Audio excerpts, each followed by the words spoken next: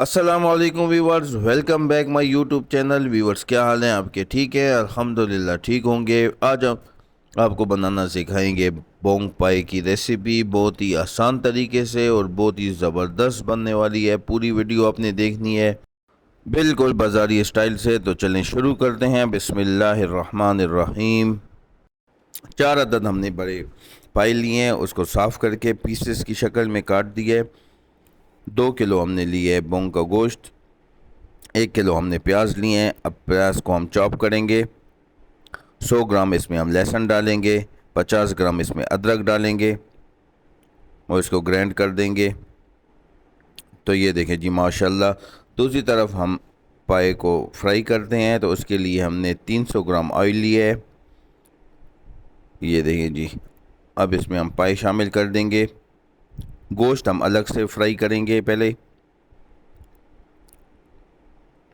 ये देखें जी, तो इसको तकरीबन 8 से 10 मिनट तक फ्राई करें मीडियम आंच पे।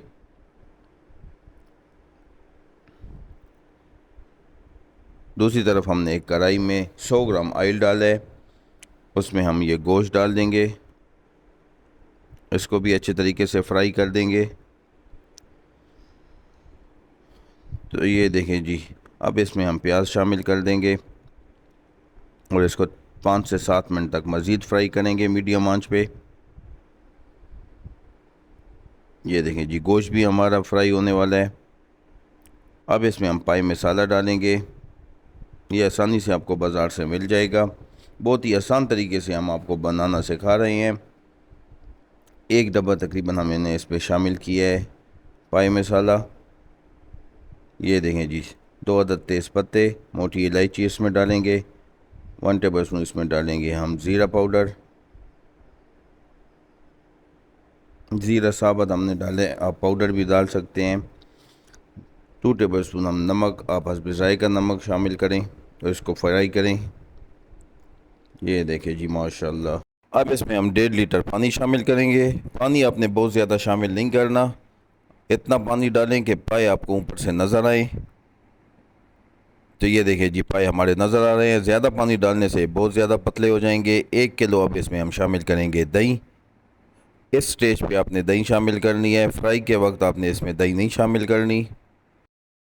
माशाल्लाह, बहुत ही आसान रेसिपी है, आपने ज़रूर ट्राई करनी है और बहुत ही आसान तरीके से हम आपको बनाना सिखा रहे हैं।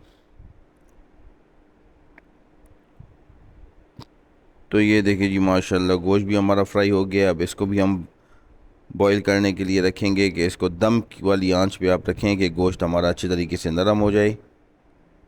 थोड़ा सा इसमें तकरीबन ½ लीटर के करीब पानी शामिल कर देना है आपने। इसमें 1 टेबल स्पून हम डालेंगे नमक। उसको थोड़ा सा मिक्स करके अब इसको भी हम दम पे रख देंगे।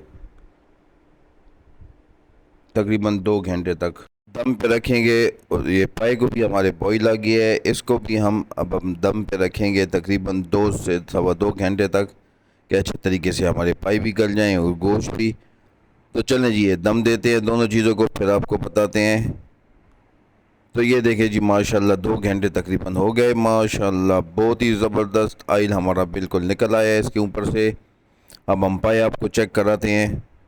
ये देखें जी, माशाल्लाह, बहुत ही ज़बरदस्त। ये देखें, बिल्कुल अच्छे तरीके से गल चुके हैं, नरम हो गए हैं। अब हम गोश्त हम आपको चेक कराते हैं। गोश्त को भी तकरीबन 2 घंटे हो गए हैं। इसमें हमने पानी कम शामिल किया था। ये देखें, पानी सारा खुश्क हो गया है। हमें इस कंडीशन में गोश्त चाहिए। ये देखें जी, माशाल्लाह। अब इसको बॉईल आने देंगे। जब तेज़ आंच कर दें और इसमें ये सारा गोश्त शामिल कर देंगे और एक दफ़े अपने इस तरीके से चम्मच हिला के इसको मिक्स करना है। ये देखें जी,